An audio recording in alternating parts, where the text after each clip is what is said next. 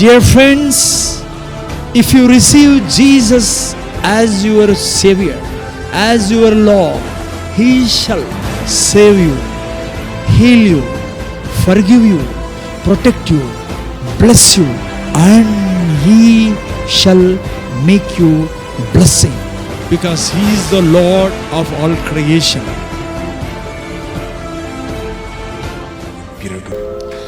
వందనమో నీకేలా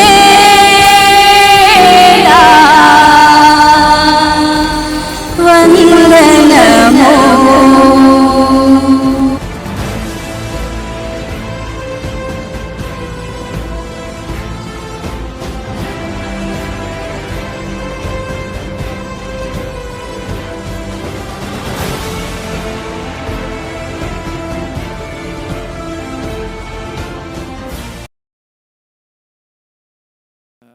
ముందుకెళ్దాం.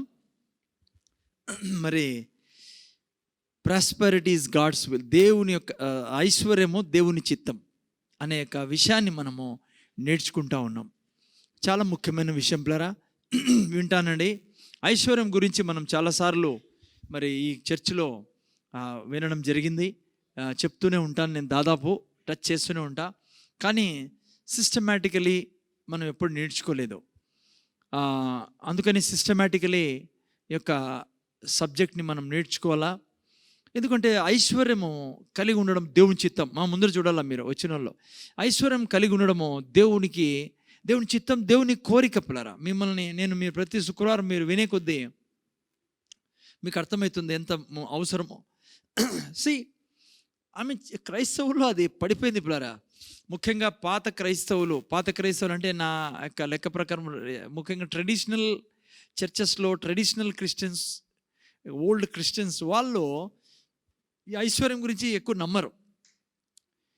నా లెక్క ప్రకారం నేను ఈ యొక్క వాక్యం తయారు చేసుకున్నప్పుడు ఎందుకు అలా అయింటుంది అన్నప్పుడు చాలా బీదరికం ఉండేది పిల్లరా ఒకప్పుడు మన దేశంలో కాకుండా ఎక్కడ కూడా.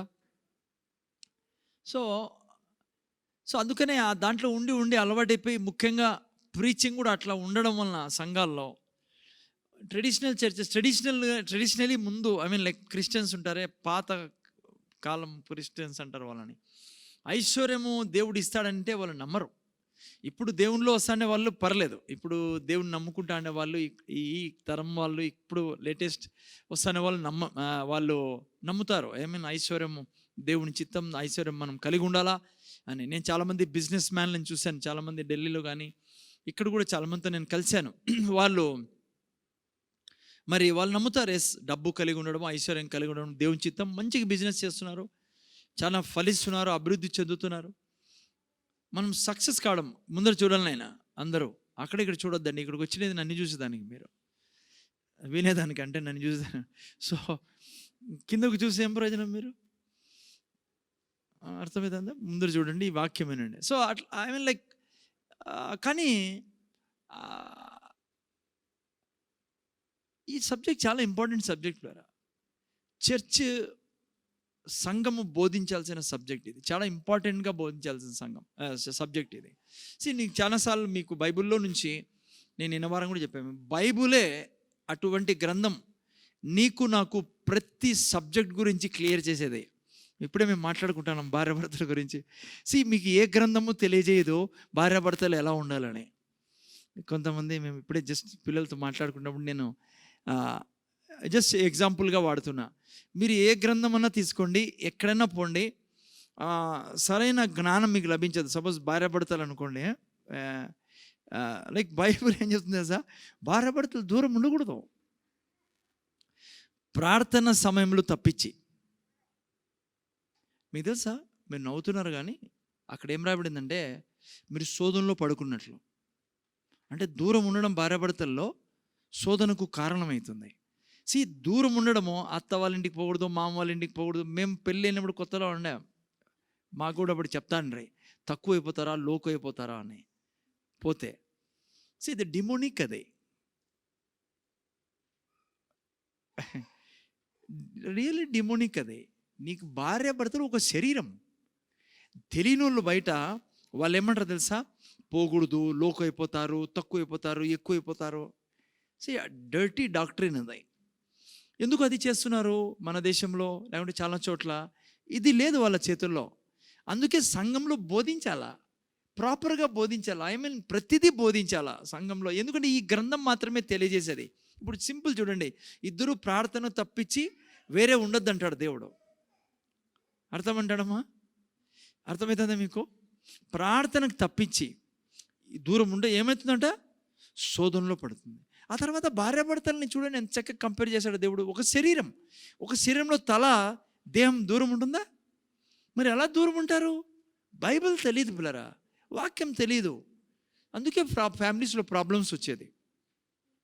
నేను చాలా స్ట్రిక్ట్గా ఉంటాను పిల్లరా దీంట్లో. మా పిల్లలకి అదే నేర్పించా, ఇక్కడ కూడా నేను అదే నేర్పిస్తాను. ఎందుకు ఈ టాపిక్ పాయింట్ తీసుకుంటున్నానంటే, అదేవిధంగా ఏదైనా సరే నువ్వు డబ్బు విషయము ప్రతిదీ, ముఖ్యంగా ఐశ్వర్యం గురించి నేను చెప్తున్నా మీకు. ఐశ్వర్యం గురించి బైబిల్ ఎంత క్లియర్గా చెప్తుందంటే చెప్పరు, అందుకే సమస్యలో పడతారు. సాతాను సక్సెస్ అవుతాడు దీంట్లో. ముఖ్యంగా క్రైస్తవుల మధ్య ఐశ్వర్యం విషయంలో వాడు చాలా సక్సెస్ అవుతాడు. వాడికి అసహ్యం క్రైస్తవులు డబ్బు కలిగి ఉండడం. మా అర్థమవుతుందా? క్రైస్తవులు డబ్బులు కలిగి ఉండడము వాడికి చాలా అసహ్యం, వాడికి ఇష్టం లేదు. దుఃఖకరమైన విషయం ఏమంటే, సంఘాల్లో కూడా చాలామంది బోధిస్తానేది ఏమంటే, ఐశ్వర్యం అవసరం లేదు, డబ్బు అవసరం లేదు. కానీ దేవుని కోరిక పిల్లరా, నేను మీకు కొద్దిగా ప్రతి వారం చూసి దేవుని కోరిక మనం ఐశ్వర్యం కలిగి ఉండడం. నిన్న వారం చూసిన వాక్యము 3 యోహాను 2వ వాక్యం పెట్టమా. ఇంగ్లీష్లో బాగా రాయబడింది, తెలుగులో కూడా బాగా 3వ యోహాను పత్రిక 2వ వాక్యం చూడండి ఎంత చక్కగా రాయబడిందో. Thank you Jesus. అమ్మా చదవండి, ఎవరైనా మైక్లో చదవండి. ప్రియుడా వైగ్ ఆన్ చేసి చదువు. అన్ని విషయములలోనూ వర్ధిల్లుచు. చూడండి మళ్ళా చదువుమా, జాగ్రత్తగా వినండి ఎవరైనా సరే. ప్రియుడా నీ ఆత్మ వర్ధిల్లుచున్న ప్రకారము నీవు అన్ని విషయములలోనూ వర్ధిల్లుచు సౌఖ్యముగా ఉండవలెనని ప్రార్థించుచున్నాను. యోహాను మంచి పాస్టర్, వాళ్ళ చర్చికి ఆయన ఎవరికి రాస్తున్నాడో వాళ్ళకి ఎంత మంచి మాట రాస్తున్నాడు చూడండి. నేను నిన్న వారం కూడా చెప్పాను మీకు, యోహాను సంతోషపడుతున్నాడు. ఆ అధ్యాయం అంతా చదివితే, మీరు సత్యమును అనుసరించి జీవిస్తున్నందుకు నేను సంతోషిస్తానంటాడు. ఏంటి వాళ్ళు అనుసరిస్తున్న సత్యం అంటే, ఇక్కడ చూస్తే ఇంగ్లీష్లో చాలా బాగా రాయబడింది, తెలుగులో కూడా బాగా రాయబడింది. I wish above all things that you may prosper. Above all things అంటే ఏమో తెలుసా మీకు? అన్నిటికంటే మీరు ప్రాస్పర్ కావడం నాకు ఇష్టం. మీరు చూస్తే అక్కడ అండ్ బీ ఇన్ హెల్త్, ఆరోగ్యంలో ఉండడం తనకిష్టం. చాలామంది దేవుడు అనారోగ్య పెడతాడని చెప్పేవాళ్ళు ఉన్నారు, రోగం ఇచ్చేది దేవుడు అని చెప్పేవాళ్ళు ఉన్నారు. అండ్ ఇక్కడ చూస్తే and even as thy soul prosper above all things అంటే తెలుసా మీకు, అన్నిటికంటే నువ్వు అభివృద్ధి చెందడం నాకు ఇష్టం.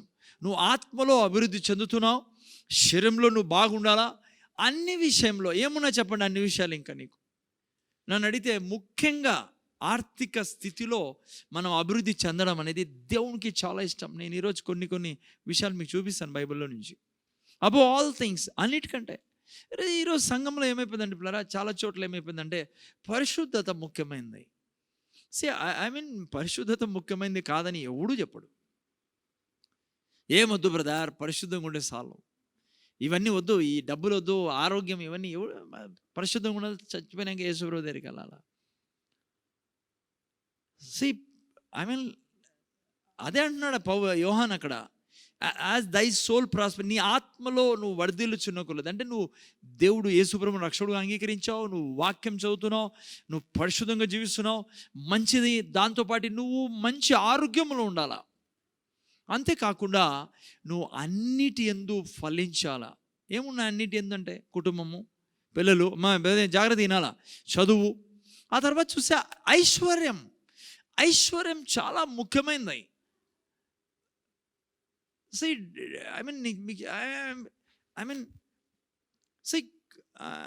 డబ్బు వద్దు అనే క్రైస్తవుడు చాలా డేంజర్ ప్లేయర్. ఏం చేయలేమంటలే వాళ్ళతో. ఎందుకంటే దేవుడు చాలా ప్లాన్లు ఆగిపోతాయి. నేను నిజంగా చెప్పాలంటే, కులాయిపై వింటాను కదా నువ్వు, చాలా ప్లాన్స్ ఆగిపోతాయి. కులాయిపకి లేకుండా చాలా ప్లాన్స్ ఆగిపోతాయి. దేనివై చేయలేడు దేవుడు మీ ద్వారా. అట్లా వాళ్ళకి ఏమీ చేయలేం పిల్లలు. ఎవరైతే దేవుణ్ణి నమ్ముకొని రక్షణ పొందుకొని యేసు ప్రభు బిడ్డ అయి ఉండి డబ్బు వద్దు అనుకుంటాడే.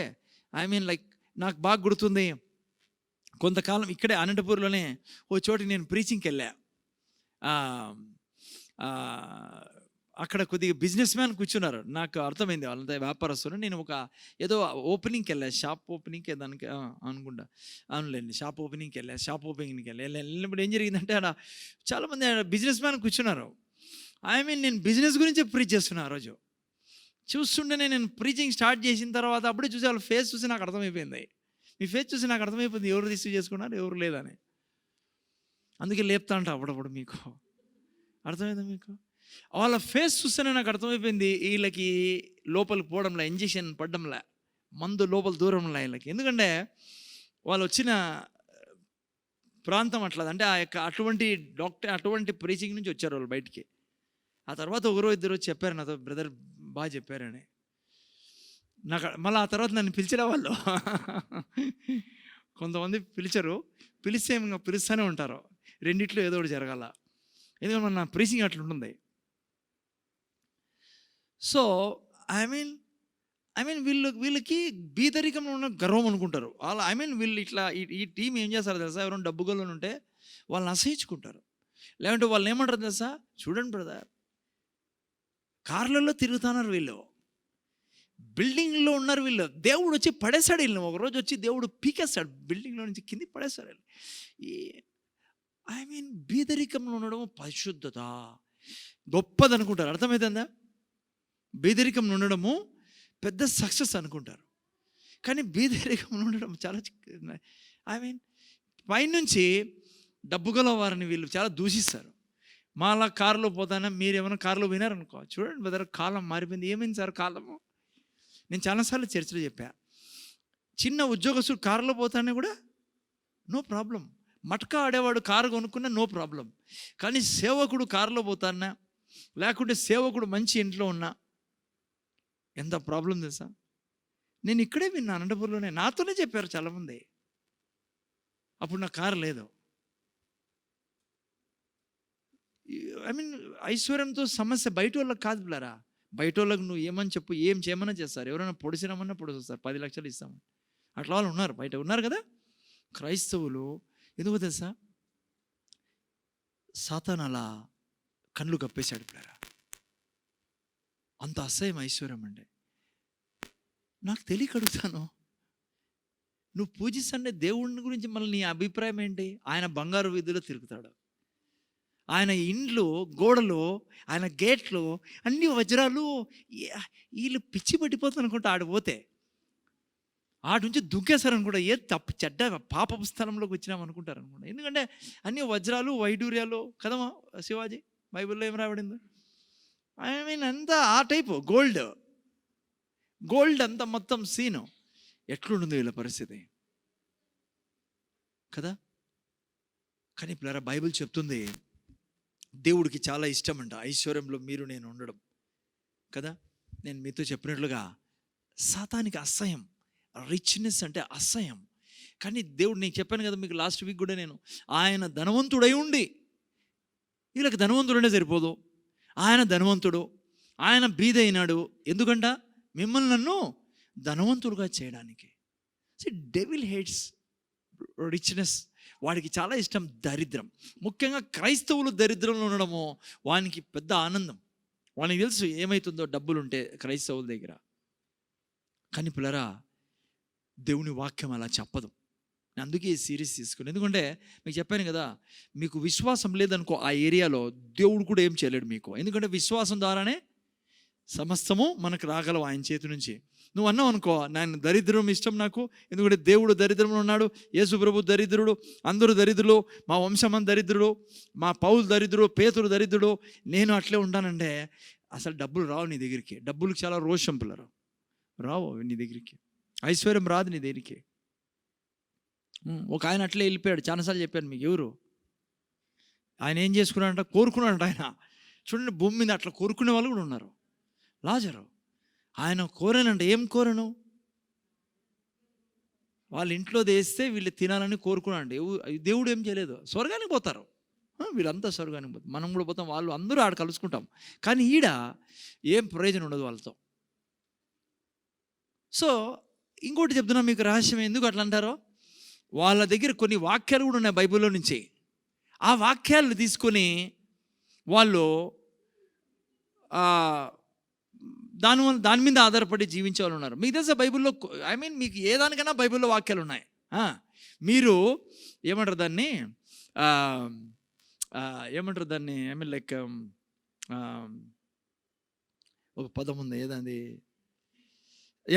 పోనీ సిస్టమేటిక్గా లేకుండా మీరు వాక్యాలు వాళ్ళు చాలామంది వాడుతుంటారు. ఒక లైక్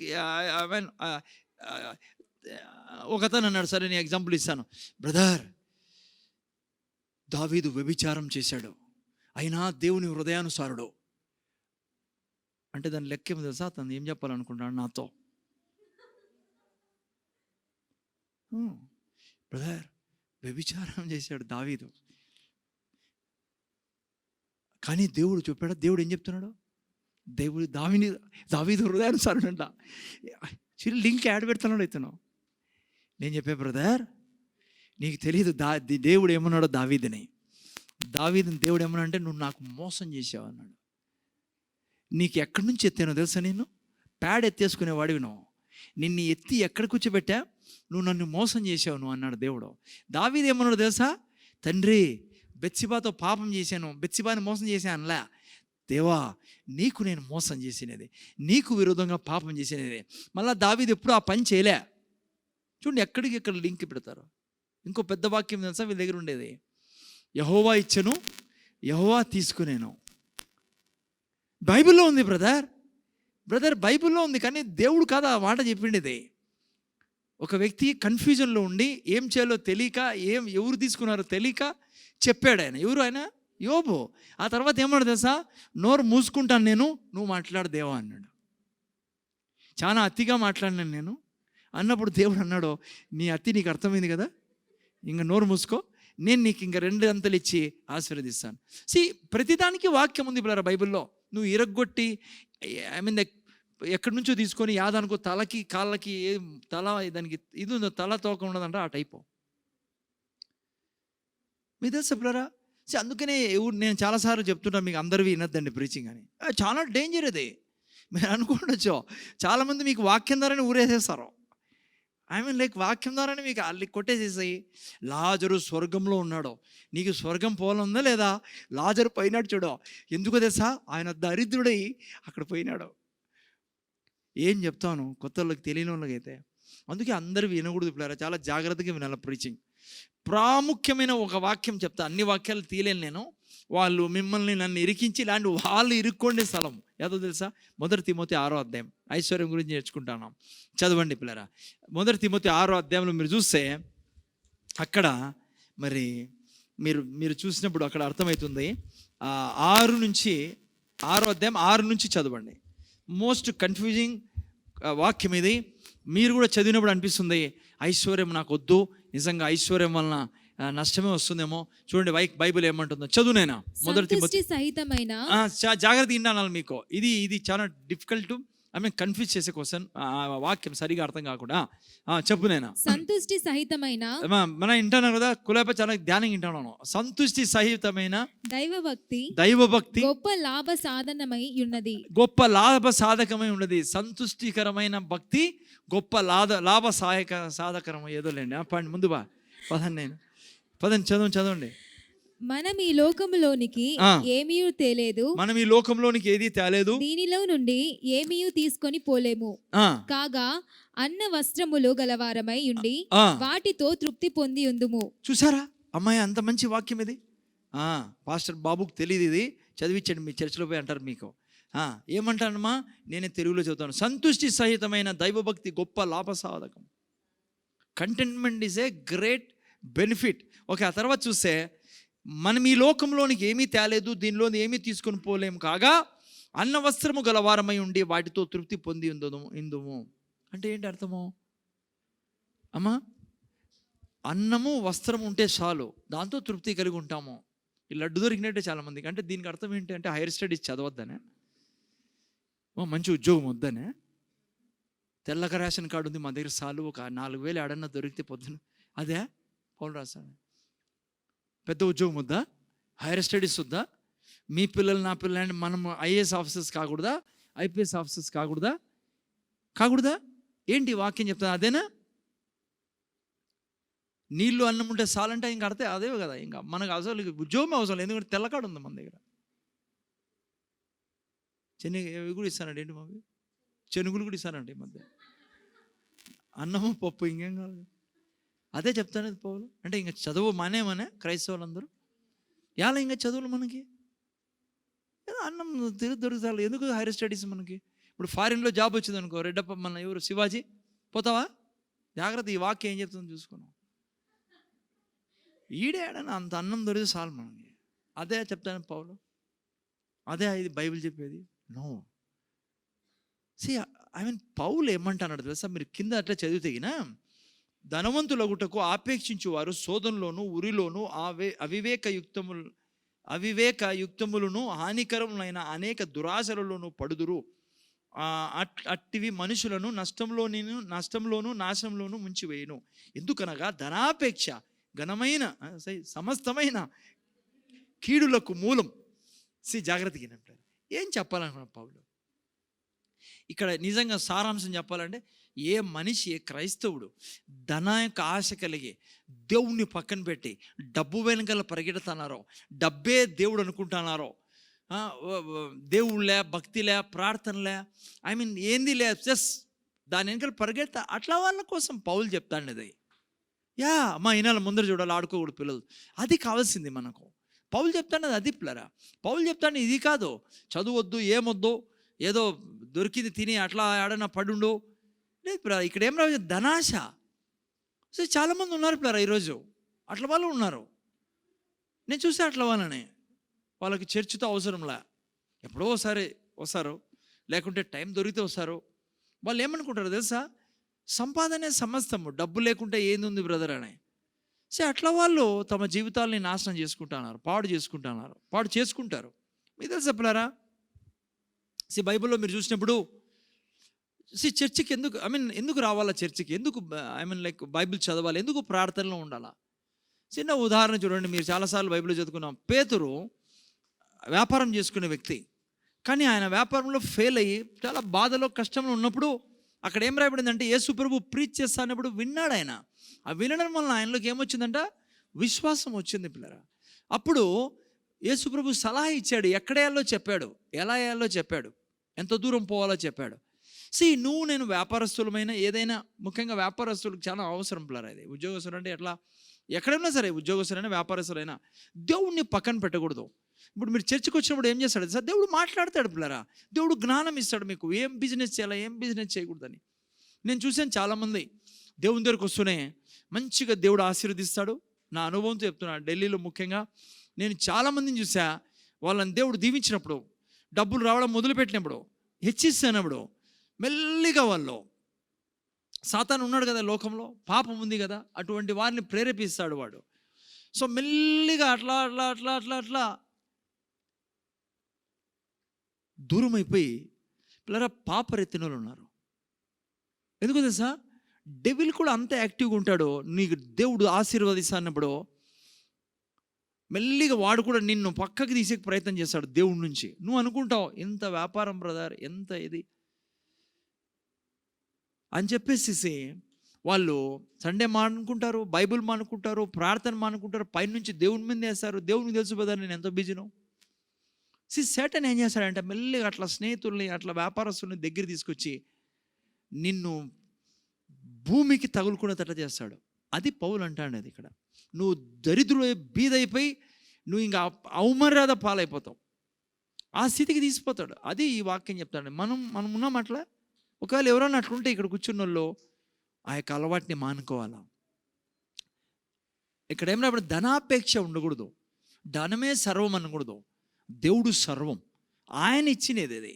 అయితే దుఃఖకరమైన విషయం ఏమంటే, ఈ వాక్యాన్ని తీసుకుని పోయి సంఘంలో ముఖ్యంగా వ్యాపారస్తులకు రుద్దుతున్నారు వేసి చాలా చోట్ల. ఇప్పుడు వ్యాపారస్తులు ఏం చేస్తారు? బాగా వ్యాపారం చేసుకుంటూ దేవునిలో ఉన్నారు, వాళ్ళు భక్తిగా ఉన్నారు, ప్రార్థన చేసుకుంటున్నారు. వాళ్ళకి సరిగా వివరించకపోవడం వలన చాలామంది అట్లా కూడా దేవునికి దూరం అయిపోయి ఉన్నారు. ఎట్లా? ఇప్పుడు నువ్వు మంచి వ్యాపారస్తుడివి, క్లియర్గా నీకు బోధించాలా, ధనాపేక్ష ఉండకూడదు, డబ్బు ఇస్తానేది దేవుడు, నీ వ్యాపారాన్ని దీవిస్తానేది దేవుడు, నీకు ఆలోచనలు ఇస్తానేది దేవుడు, తెలివితేటలు ఇస్తానేది దేవుడు అని బోధించాలా. అలా బోధించకుండా చాలామంది ఏం చేస్తారంటే, కొత్తగా వచ్చింటారు, వ్యాపారస్తులు వచ్చింటారు, వాళ్ళని తీసిపోయి ఈ వాక్యంతో రుద్దేస్తారు. అంటే వ్యాపారమే మంచిది కాదు, వ్యాపారం నీకు ఇప్పుడు చదువుకున్నట్టు తినేకి తాగేకుంటే చాలు, వ్యాపారం వెనకలు పోద్దో. పిల్లరా, ఎంత నష్టం జరుగుతుందో తెలుసా సంఘాల్లో. మీకు చాలామంది పాపం కొత్తగా వచ్చింటారు, దేవుని గురించి సరిగ్గా తెలియదు. ఈ వాక్యం తీసుకొని సంతృప్తికరమైన భక్తి చాలా లాభదాయకము, తినేకి తాగేకుంటే చాలు కదా అని చాలామంది వ్యాపారస్తులు వ్యాపారాన్ని మానుకున్నారు. పిల్లరా, ఈ వాక్యానికి భయపడి, ఎందుకంటే నువ్వు విశ్వాసంలో దూరం అయిపోతావు. చాలా విషయాలు రాశాడు కదా అక్కడ. ఉరిలో 9వ వాక్యం, ధనవంతులు ఒకటకు ఆపేక్షించువారు శోధనలోను, ఉరిలోను, అవివేకయుక్తములను, హానికరములైన, ఈ పదాలు చూసినప్పుడు ఎవరికైనా భయం వేస్తుంది కదా. చాలామంది దైవజనులు ఈ వాక్యాన్ని వివరించకుండా అలా చెప్పడం వలన వ్యాపారాలు మానుకునే వాళ్ళు ఉన్నారు, జీరో అయిపోయిన వాళ్ళు ఉన్నారు. చివరికి ఏమి ఇట్లా అయిపోయా, యేసుప్రభుని నమ్ముకొని ఇంకా కష్టాల్లో పడితేమే, ఇంకా సమస్యలో పడితేమే అని. కొంతమంది ఒక వ్యక్తి గురించి విన్నా నేను, మంచిగా వ్యాపారస్తుడు, బాగా ఉన్నాడు, దేవుడు పట్టుకున్నాడు ఆయన్ని. చర్చికి రావడం వలన ఏం జరిగిందో తెలుసా మీకు? ఆ వ్యక్తి మన చర్చి కాదు, వేరే చోట. అయితే ఈ వాక్యం సరిగా వివరించకపోవడం వలన పెద్ద బిజినెస్, ఆయన బిజినెస్ చూసుకోవడమే మానేశాడు. ఏం బ్రదర్ ఎట్లా జరుగుతుంది బిజినెస్ అంటే? బ్రదర్ బిజినెస్ గురించి అడగండి, నేను అసలుకి నేను పట్టించుకోవాలి, ఇడిచిపెట్టేసా. ఇంట్లో ఎంత అల్లల కల్లోలమో తెలుసా. భార్య బంధువులంతా యేసు ప్రభు దగ్గర పోయి, ఏంది ఇట్లయిపోయి ఈ వ్యక్తి, అంత పెద్ద వ్యాపారస్తుడు, ఇంకో ఆయన అలాగే గొప్ప ధనవంతుడు, మరి భూమి ఎక్కువ ఫార్మర్ ఆయన, అంటే లైక్ చాలా 100 ఎకరాల భూమి కలిగిన వ్యక్తి. ఆయన ఏం చేశాడు? దేవుడిని నమ్ముకున్నాడు. దేవుడు తాకాడు ఆయన్ని, దేవుడు అభిషేకించాడు, దేవునికి సువార్త చెప్పాలనే కోరిక, అనేక చోట్లకి వెళ్ళి సువార్త చెప్పేవాడు. కానీ ఎంత నష్టం జరిగింది తెలుసా ఆయనకు. ఆయన ఏం చేశాడు? ఆ యొక్క పంట వేసే టైంలో, వేరే దేశంలో జరిగింది, గోధుమలు వేసే టైంలో చక్కగా అందరూ గోధుమలు వేసుకుంటా అన్నారు. ఆ తర్వాత బాగా పంట కూడా స్టార్ట్ అయింది. ఈ వ్యక్తి నేను దేవుని సేవ చేస్తానా, నేను పని అయిపోయిన తర్వాత సువార్త చెప్పిన తర్వాత నేను తర్వాత పోయి వేస్తానని చెప్పేసి ఆయన ఏం చేశాడంటే, ఇంకా హార్వెస్ట్ టైం అంటే ఇంకా అందరూ కోత కోసుకునే కొద్ది రోజుల ముందు పోయి కనీసం చాలా డబ్బు ఖర్చు పెట్టి కొన్ని 100 ఎకరాలు విత్తనం వేశాడు. ఏం జరిగింది మీకు తెలుసు ఏం జరిగింటుందో. అందరికీ చక్కగా పంట వచ్చేసింది. మరి ఇతనికి ఆ సీజన్ అయిపోయింది కాబట్టి, సీజన్ అయిపోయే ముందు వేసినాడు, జీరో అయిపోయింది, మొత్తం నష్టపోయాడు. ఏమైంది నష్టపోయినాక? స్ట్రైట్గా దేవుని మీద వేసేది. ఏంది బ్రదర్ ఇట్లా అయిపోయా, నేను చూస్తే దేవుని సేవ చేస్తాను.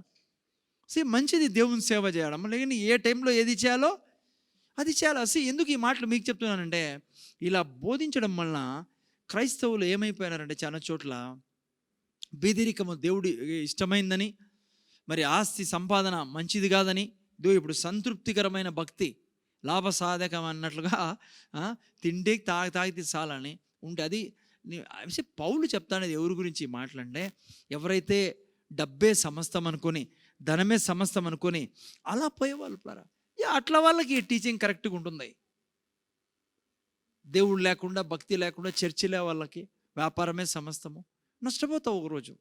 నేను చెప్తున్నాను మీకు, ఆ వాక్యము మీరు సరిగ్గా అర్థం చేసుకుంటే, దేవుణ్ణి పక్కన పెట్టి వ్యాపారంలో లేకుంటే ఈ దీంట్లో నువ్వు పడ్డావనుకో బాగుంటుంది ఆరంభంలో. మనం పోరాడేది రక్తమాంసంతో కాదు, దురాత్మల సమూహంతో. వాడికి తెలుసు నువ్వు సంపాదిస్తానో, బాగా దేవుడు నిన్ను దీవిస్తాడు, డబ్బులు దండిగా వస్తున్నాయి, వ్యాపారంలో సక్సెస్ అవుతానో, వాడిని అరేంజ్మెంట్ చేసుకుంటాడు. నీకు తెలియకుండా నిన్ను చీట్ చేసే వాళ్ళని రెడీ చేసుకుంటాడు వాడు. నువ్వు బాగా ఇంకా దేవునికి బాగా దూరం అయిపోయి ఇంకా ఏముందులే. చాలామందిని చూశాను నేను అట్లా. నా ఢిల్లీలో, మీకు తెలుసు ఢిల్లీలో మంచి డబ్బు, కోటీశ్వరులు, లక్షాధికారులు జీరో అయిపోయిన వాళ్ళు పిల్లలు, వాళ్ళకే తెలియలే రాత్రి జీరో అయిపోయిన వాళ్ళు. ఎందుకు తెలుసా? దేవుడు దగ్గరికి వచ్చి మీరు ఇప్పుడు వింటున్నారు, దేవుడు మీతో మాట్లాడతాడు. పేతురుతో మాట్లాడినట్టుగా ఎక్కడ వలయేయాలా, ఎంత దూరంలో పోయి వేయాలా, ఎలా ఏ డైరెక్షన్లో వేయాలా. దేవుని కోరిక మనం ఐశ్వర్యంలో ఉండాలని. కానీ నువ్వు దేవుణ్ణి పక్కన పెట్టి నీ సొంత జ్ఞానంతో పోతే నీకు ఎక్కడ ఇన్వెస్ట్ చేయాలో తెలియదు, ఎక్కడ పెట్టాలో తెలియదు. ఈ వ్యక్తి మాదిరి అయిపోతుంది. ఎన్నో లక్షలు నష్టపోయాడు. ఎందుకు? టైంలో సరిగా విత్తనాలు చల్లక. అది ఇక్కడ రాయబడింది పిల్లరా. కానీ దేవుడు కోరిక ఏం తెలుసా? బైబిల్లో క్లియర్ రాయబడింది, అందరికీ తెలిసిన వాక్యం. నేను జీవం ఇచ్చుటకు, అది సమృద్ధిగా ఇచ్చుటకు. జీవం అంటే ఏంటి? జీవానికి మరణానికి తేడా మనకు తెలుసు. జీవం ఇచ్చుటే దానికి యేసుప్రభు వచ్చినది. జీవం అంటే ఏదో చనిపోయిన తర్వాత స్వర్గానికి పోవడమే కాదు, అది ఒక పెద్ద భాగం. అయితే మరణం అంటే ఏంటి? ప్రతిదీ నష్టం నష్టం నష్టం, అనుక్షణం, అది మరణం. కానీ యేసుప్రభుని నమ్ముకున్న నీకు నాకు అనుక్షణము జయం ఇవ్వాలని కోరిక, విజయం ఇవ్వాలని కోరిక, ఆస్తి ఇవ్వాలని కోరిక, ఐశ్వర్యం ఇవ్వాలని కోరిక దేవునికి. అందుకనే లైక్ బైబుల్ మీరు చూసినప్పుడు చూడండి, ద్వితీయోపదేశకాండం 28వ అధ్యాయం తీయండి, జస్ట్ 2 నిమిషాల కోసం. ద్వితీయోపదేశకాండం 28వ అధ్యాయం. యేసుక్రీస్తుని రక్షకుడుగా అంగీకరించిన మరుక్షణం నుంచే, ఆ క్షణం నుంచే ఇది నీ జీవితంలో జరగాల్సిందే. ఏం రాశారు అక్కడ? మీరు 2వ వాక్యం నుంచి చూసినట్లయితే, మొదటి వాక్యం మీరు చూసినట్లయితే, నీవు నీ దేవుడైన యెహోవా మాట శ్రద్ధగా విని నేడు నీకు ఆజ్ఞాపించుచున్న ఆయన ఆజ్ఞలన్నింటినీ నేను అనుసరించి నడుచుకుని నెల నీ దేవుడైన యెహోవా భూమి మీద ఉన్న సమస్త జనుల కంటే నేను హెచ్చించును. నీవు నీ దేవుడైన యెహోవా మాట విని నెడల ఈ దీవెనలు నీవు. మనం విన్నాం పిల్లారా. మనం యేసుక్రీస్తుని ప్రభువుగా రక్షకుడుగా అంగీకరించడమే మొదటి 2 వాక్యాలని మనం నెరవేర్చడం. మీ నా ఆత్మ రక్షించబడింది, మీ నా ఆత్మ సీల్ చేయబడింది ఇది పరిశుద్ధాత్మ ద్వారా. మీ నా ఆత్మ పరిశుద్ధమైన ఆత్మ, మీ నా ఆత్మ, మీరు నేను పరిశుద్ధులం, మీరు నేను ప్యూర్, మీరు నేను హోలీ పీపుల్ పిల్లరా. మొదటి 2 వాక్యాలు చదివిన తర్వాత భయపడొద్దండి. ఆ 2 వాక్యాలు మనం నెరవేర్చిన వాళ్ళం. ఎఫెసీయులు రాసిన పత్రిక 4:24 ప్రకారం నువ్వు నేను ఆయన నీతితో నిండి ఉన్నాం, ఆయన పరిశుద్ధతో నిండి ఉన్నాం. ఎఫెసీ 1:13 ప్రకారము పరిశుద్ధాత్మ ద్వారా ముద్రించబడిన మన ఆత్మ. అర్థమైందా? ఈ దీవెనలకు అర్హులం మనం. ఏం దీవెనలు ఉన్నాయి అక్కడ? ఇది మీకు నాకు అనుక్షణం చెప్పాల్సిందే, అనుక్షణం చూడాల్సిందే. ఏం రాయబడింది? నీవు పట్టణంలో దీవింపబడదువు, పొలంలో దీవింపబడదువు, నీ గర్భఫలం, నీ భూఫలం, నీ పశువుల మందలు, నీ దుక్కిటెద్దులు. 6వ వాక్యం, నీవు లోపలికి వచ్చినప్పుడు దీవింపబడదువు, వెలుపలికి వెళ్ళినప్పుడు దీవి. అనుక్షణం చూడాల్సింది మన జీవితంలో ఇది. ఇప్పుడు ఈ పాప చెప్పింది చూసారా, సింధు. యోసేపు ఏం చూసేవాడు? సత్యాన్ని. మీరేం చూస్తారో దినమంతా ఏం చూసా అంటారు? ఇదే పెద్ద యుద్ధం ఈ భూమి మీద. క్రైస్తవులకున్న యుద్ధం ఏం తెలుసా? మీరు వాస్తవాల్ని చూస్తుంటారు కదా, వాస్తవాల్ని చూడకూడదు పిల్లరా. మనం వాస్తవాలు ఉంటాయి, వాస్తవాలు వస్తుంటాయి పోతుంటాయి. నువ్వు వాస్తవాల్ని చూసినావు అనుకో, వాస్తవాలు పోవు, వాస్తవాలు నీ జీవితంగా మారుతాయి. నువ్వు చూడాల్సింది సత్యం. సత్యం ఏంటి? నువ్వు ఇంట్లో నుంచి బయటికి పోయినప్పుడు ఒకవేళ నిన్ను చూసి అందరూ తిట్టేవాళ్ళు ఉన్నా, నీకే అనిపించవచ్చు నాకేం తెలియదే, నేను చాలా ఏంది నాకు మైండే లేదే అనిపించవచ్చు నీకు. కానీ దాన్ని నమ్మకో, దీన్ని నమ్ము, నీ మైండ్ ట్రాన్స్ఫార్మ్ అవుతుంది కావాల్సిన విధంగా. అందుకనే దేవుని కోరిక చూడండి. యేసుక్రీస్తు రక్షణగా అంగీకరించిన తర్వాత వీళ్ళు అంటున్నారు నీకు ఐశ్వర్యం ఉండడం దేవునికి ఇష్టం లేదని. ఐశ్వర్యం గురించి ప్రీచ్ చేయడమే పెద్ద పాపం అనుకునే వాళ్ళు ఉన్నారు పిల్లరా. నాకు తెలుసు, నా స్నేహితులు ఉన్నారు దైవజనులు, ప్రాస్పెరిటీ గురించి ప్రీచ్ చేసే వాళ్ళని నమ్మకండి అనేవాళ్ళు. ఐశ్వర్యం గురించి ప్రీచ్ చేసే పాస్టర్లని నమ్మకండి, వారు రాంగ్. లేకుంటే ఏమంటారు వాళ్ళని? కల్ట్ అని. ఎంత తప్పు దశ అలా చెప్పడం. 28వ అధ్యాయం ఎవరి కోసము? చచ్చిపోయినాకనా, ఆడిపోయినా స్వర్గంలో పోయినాకనా నువ్వు దీవించబడాలి? ఇంట్లో పోయినా, బయట పోయినా, యాడి పోయినా, నీ పిల్లలు దీవి, గర్భం, నీ పిండి ఎప్పుడు అవే నువ్వే చెప్పు. ఇవన్నీ కలిగిన వ్యక్తి జీవితం ఎట్లుంటుంది అమ్మా? ఎట్లుంటుంది ఆ వ్యక్తి జీవితం? దేవుడు తను ఏమై ఉన్నాడో చూపించుకునే దానికి మనల్ని పెట్టిండేది పిల్లరా. ఓకే, ఐశ్వర్యం అనేది తప్పనో, ఐశ్వర్యం అనేది మనకు లేదనో చెప్పడము చాలా తప్పు పిల్లలు. ఐశ్వర్యం దేవుని కోరిక. ఓకే, నేను 2-3 ప్యాసేజ్ చూపిస్తాను. దేవుడు అనుక్షణం కోరుకునేది ఏదో మీ నా జీవితంలో. ఓకే, అంతకుముందు ఒక వాక్యం యొక్క వివరణ మీకు చెప్పాలి. అసలు ఏంటి ఐశ్వర్యం అంటే? అది డెఫినెట్గా క్లియర్ కాల మనకు. 2 కొరింథీ 8వ అధ్యాయం 9-8 చదువు. 2 కొరింథీయులు రాసిన పత్రిక 9-8. 2 కొరింథీయులు రాసిన పత్రిక 9-8లో మీరు చూసినట్లయితే అక్కడ రాయబడింది, మరియు అన్నిటి యందు ఎల్లప్పుడూ మీలో మీరు సర్వ సమృద్ధి గలవారై. 6వ వాక్యం నుంచి చదువు, నేను 6 నుంచి చదువు. కొంచెముగా విత్తువాడు కొంచెము పంట కోయును, సమృద్ధిగా విత్తువాడు సమృద్ధి పంట కోయును అని ఈ విషయమే చెప్పవచ్చును. సనుగ కొనుకయు బలవంతముగా కాకయు ప్రతివాడును తన హృదయంలో విశ్వసించిన ప్రకారం నిశ్చయించుకున్న ప్రకారము ఇవ్వలేను కదమ్మా. అలా ఇవ్వాలి మనము. ఈరోజు వద్దులేదు, సండే ఇస్తాం. అయితే ఆ తర్వాత చూస్తే దేవుడు ఉత్సాహంగా ఇచ్చువానిని ప్రేమించును. ఇప్పుడు వినండి 8వ వాక్యం. What is the prosperity? What is the definition of prosperity? ఐశ్వర్యం యొక్క డెఫినేషన్ అండి ఇక్కడ రాయబడింది. మరియు అన్నిటి యందు ఎల్లప్పుడూ మీలో మీరు సర్వ సమృద్ధి గలవారై ఉత్తమమైన ప్రతి కార్యం చేయుటకు దేవుడు మీ ఎడల సమస్త విధములైన కృప విస్తరింపజేయగలడు. ఏంటి ఐశ్వర్యం అంటే? చాలామంది అనుకుంటారు 10 కోట్లు ఉండడం ఐశ్వర్యం, 20 కోట్లు ఉండడం ఐశ్వర్యం అనుకుంటారు. ఉదాహరణకి మీ దగ్గర 1 కోటి రూపాయలు ఉంది, మీకు కావాల్సింది 2 కోట్లు అనుకోండి. ఏమవుతుంది అప్పుడు? మీరు ఏమంటారు? సపోజ్ మీ దగ్గర 1 కోటి రూపాయలు ఉంది, మీకు కావాల్సింది 10 కోట్లు కావాలి మీకు. ఆవిడ ఏమంటారు తెలుసా? 1 కోటి ఉన్న వ్యక్తి, బ్రదర్ ఏం చేయలేకపోతాను, చాలా డబ్బు అవసరంగా ఉంది. ఆయన ఏం ఆలోచిస్తాడు తెలుసా? ఐశ్వర్యవంతుడు అనుకోడు ఆయన. సపోజ్ మీ దగ్గర 100 కోట్లు ఉన్నాయి, మీకు 200 కోట్లు కావాలా కదమ్మా. మాకేళ్ళే అనుకుంటున్నారేమో, కావ్య అట్లా ఆలోచిస్తుంది, మాకే 200 కోట్లు రావు. చాలా రోషం కోట్లకి. మీరు నేను చెప్పాలా? నాకు కావాలా అవి. ఎందుకు తెలుసా? ఆయన ప్రాణం ఇచ్చిండేది ఫ్రీగా రావడంలో. ఇక్కడ ఒక పదం వాడబంది కృప అని నేను చెప్తాను కొన్ని నిమిషాలు, జాగ్రత్త తినట్లరా. ఐశ్వర్యం అంటే ఏదో కొన్ని కోట్లు, 20 కోట్లు, 10 కోట్లు, 30 కోట్లు కాదు. ఐశ్వర్యం అంటే ఏమో తెలుసా? తెలుగులో కూడా బాగా రాయబడింది. ఏమంటే 8వ వాక్యంలో, అన్నిటి యందు ఎల్లప్పుడూ మీరు సర్వ సమృద్ధి కలిగి ఉండడం. అంటే మీ దగ్గర అన్నీ ఉన్నాయి, ప్లస్ మీరు ఎవరికైనా ఇచ్చేదానికి మీ దగ్గరికి వచ్చినప్పుడు మీరు ఇచ్చేది, అది సర్వ సమృద్ధి, అది ప్రాస్పెరిటీ, అది కలిగి ఉండడం దేవుని కోరిక. మీరు బైబిల్లో ఎక్కడని చూడండి, యేసుప్రభు సర్వ సమృద్ధి కలిగి ఉండేవాడు ఆయన. అలా మనం ఉండాలని. ఎలా సర్వ సమృద్ధి కలిగి ఉన్నాడు యేసుప్రభు? యేసుప్రభు దగ్గరికి 1000 మంది వచ్చారు, భోజనం ఆకలి అవుతుంది వాళ్ళకు. 5 రొట్టెలు 2 చేపలు ఆయన చేతికి ఇచ్చారు. ఏం చేశాడు యేసుప్రభు?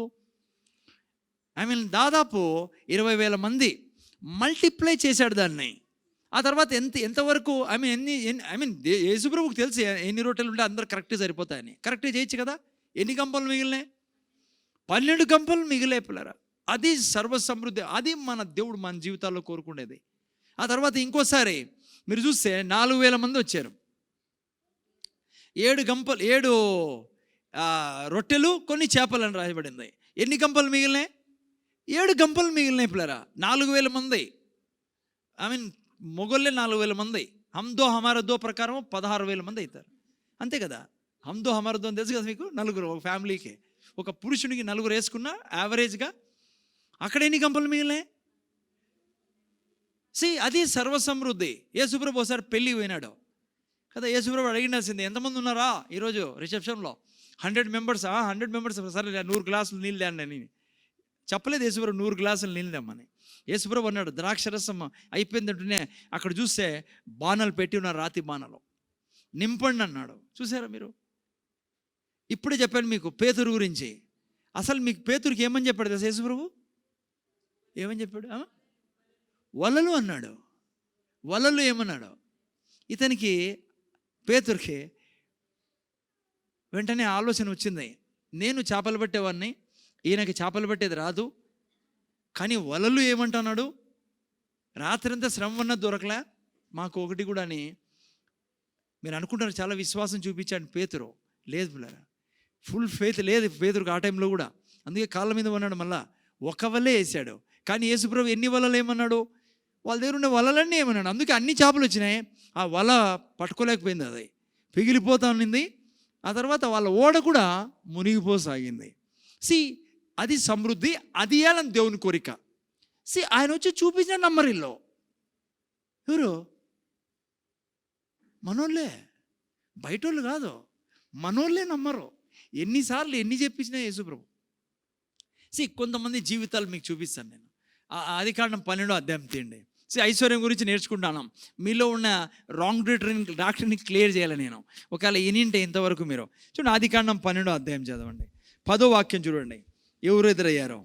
అప్పుడు ఆ దేశంలో కరువు వచ్చెను. చూసారా, అబ్రహాం బయటకు వస్తూనే ఏం ఎదురైందో తెలుసా? అబ్రహాంకి ఏం ఎదురైందమ్మా? కరువు ఎదురైంది పిల్లరా. చూసారా? అయితే దేవుడు కరువు దేవుడు కాదు. మీరు వెంటనే దేవుడు అబ్రహాం ఏం చేశారంటే ఐగుప్తు పంపించి, మీకు తెలిసి ఏం జరిగిందో స్టోరీ. అబ్రహాము ఐగుప్తుకి వెళ్తూనే మరి ఫరో రాజు ద్వారా ఆయనకు ఎంతో ఆస్తి ఇవ్వడం జరిగింది పిల్లరా. పని చేసేవాళ్ళు, ఆ తర్వాత బంగారు, మరి పశువులు అన్నీ లైక్ దేవునికి తెలుసు. కరువులో కూడా దేవుడు ఎలా అబ్రహాంని దీవించాడు మీరు బైబిల్లో చూస్తే, ఆ తర్వాత 13వ అధ్యాయంలో 2వ వాక్యం 13:2లో అబ్రహాము వెండి బంగారములు పశువులు కలిగి బహు చూసారా, కొంచెం కాలం క్రితం కరువు, 1 డే బిఫోర్ కరువు, 1 డే ఆఫ్టర్ ఆయనంత ధనవంతులు లేడంట ఆ ప్రాంతంలో. చూసారా దేవుని యొక్క హృదయం. మీకు చూపిస్తాను నేను ఐశ్వర్యం ఎంత కోరుకుంటాడో దేవుడు. ఐశ్వర్యం కోరుకోడు దేవుడు, బీదరికం కోరుకుంటాడనేది పెద్ద అబద్ధం పిల్లరా. అది మీరు కోరుకున్నారంటే దేవుడు కూడా ఏం చేయలేడు. మీ విశ్వాసాన్ని దేవుడు చాలా గౌరవిస్తాడు. అర్థమవుతుందా? అందుకే ఆ యొక్క తీసేసేలా గలీజ్ అంతా మనలో నుంచి. ఓకే, అక్కడే అతనే కాదు, ఆ తర్వాత 14వ అధ్యాయంలోకి వచ్చేటప్పటికి ఎంత ఆస్తి ఉండిందంటే, లోతు అబ్రహాం ఒక చోట ఉండలేకపోయారు. అబ్రహాము లోతు ఒక చోట ఉండలేకపోయారు పిల్లరా. దూరం దూరం కావాల్సి వచ్చింది. ఎందుకంటే అన్ని పశువులు, అంత ఆస్తి. ఎంత ఆస్తి అంటే అంతతో విడిచిపెట్టాడా దేవుడు. అదే అధ్యాయం కిందికి వచ్చి మీరు చూస్తే, లోతు అబ్రహాం పక్కకి వెళ్ళిపోతూనే అబ్రహాం దగ్గరికి దేవుడు దిగొచ్చాడు. అబ్రహాం దేవుడు అన్నాడు, ఇక్కడ నువ్వు ఏ దిశ చూడు అంతా నీదే, నీ చూసేదే నీకు ఉండేది, ఇచ్చేది నా పని. మనం ఏమేమి చూడాలి ఇప్పుడు మీరే లెక్కేసుకోండి. ఆ తర్వాత మీరు చూస్తే 26వ అధ్యాయంలో తన కొడుకు ఇస్సాకు, ఎంత ఉండింది ఇస్సాకు దగ్గర? అబ్రహాం ఆస్తి అంతా ఇస్సాకే కదా. అంత ఆస్తి ఉన్నా దేవుడు విడిచిపెట్టాడా? చాలా ఉంది లేవయా నీ దగ్గర, ఏం చేస్తావు? సంతృష్టి సహమైన భక్తి మంచిదా ఇస్సాకు? ఏదో ముద్ద అన్నం దొరికి చాలా అన్న ఉండొచ్చు కదా. దేవుడు హృదయం వేరుపులరా. చదవండి 26వ అధ్యాయంలో 2వ వాక్యం, 16వ వాక్యం చూడండి ఏమైంది. 26:16లో రాజు భయపడ్డాడు పిల్లరా. దినమంతా కూర్చొని వీటినే ధ్యానిస్తా అంటాను నేను. అబీమెలెకు ఎవరో తెలుసా? రాజు, ఫిలిస్తీన్ రాజు. అర్థమవుతుంది మీకు? రాజు ఇస్సాకు దగ్గరకు వచ్చాడు. ఎందుకో తెలుసా? ఆయన దగ్గర ఉన్న ఆస్తిని చూసి భయపడి, నువ్వు ఈ దేశాన్ని వదిలి వెళ్ళిపో బాబు, నేను రాజుని, నా టెంట్ కంటే నీ టెంట్ పెద్దగా ఉంది, నా దగ్గర కంటే నీ దగ్గర జనం ఎక్కున్నారు, గోల్డ్ నా దగ్గర కంటే నీ దగ్గర ఎక్కువ ఉంది. చూడండి అది ఏం రాశారు చదవండి. అబీమెలెకు ఏమన్నాడు? నీవు మాకంటే బహు బలం గలవాడవు గనుక మా యొద్ద నుండి వెళ్ళిపోమని ఇస్సాకుతో చెప్పగా. చూసారా పిల్లరా మీకు ఎంత రిచ్ ఫెలో? ఎవరు? ఇస్సాకు. ఆది కాండం నుంచి చూసుకోండి దేవుడు యొక్క హృదయాన్ని మీరు. ఈవెన్ ఫస్ట్ మనిషి మనల్ని పాపంలో పడేసిన వ్యక్తిని ఎట్లా సృష్టించాడు దేవుడు? వాళ్ళ ఇంట్లో కూడా బంగారు పండేది. నాకు తెలిసి ఇస్సాకు టెంట్ చుట్టూ బంగారు రేకులు వేసాడో లేకుంటే వెండి పడిచాడో నాకు తెలియదు, కానీ మొత్తం రాజుకి నిద్ర రాలా. ఈ కొద్ది రోజులు పోతే నా ప్రజలందరూ, నువ్వు పక్కన తప్పుకోవా బాబు, బీదోడివి నువ్వు, నీకంటే ధనికుడు ఇస్సాకు, ఆయన రాజుగా ఉంటే బాగుంటుందని చెప్పి ఆయన్ని ఆడఓట్లు వేస్తారని చెప్పేసి రాజు వచ్చేసాడు. ఆ తర్వాత మీరు 32వ అధ్యాయం అనుకుంటా, యాకోబు ఆస్తి కదా, ఎంత ఆస్తి. నేను మీకు దేవుని హృదయాన్ని చూపిస్తాను. ఆయన ఎప్పుడు కూడా ఐశ్వర్యం కోరుకునేవాడు. ఐశ్వర్యం అంటే డెఫినేషన్ మీకు తెలుసు కదా, సర్వ సమృద్ధి కలిగి ఉండడం. అంటే ఎప్పుడు ఏది కాలన్నా నీకు చేసే శక్తి నీ దగ్గర ఉండాలి, అది దేవుని కోరిక. ఇంకా ఇయ్యాల వేరే వాళ్ళకు నువ్వు. యోసేపు చూడండి, ఎంతకాలం అలా ఉండాల్సి వచ్చింది యోసేపుకి?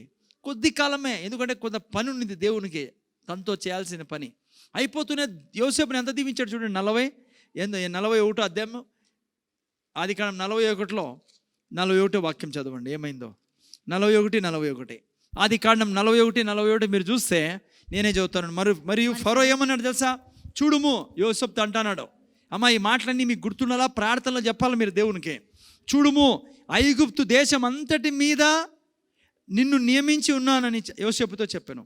చూసారా, నేను ఆ వంశానికి చెందిన వాళ్ళము. వినాలి మీరు, పాత నిబంధన వాళ్ళకే అన్ని బ్లెస్సింగ్స్ ఉంటే కొత్త నిబంధన అంటే దేవునితో నిండిన మీకు నాకు నా లైఫ్ ఏంటి చూసారా?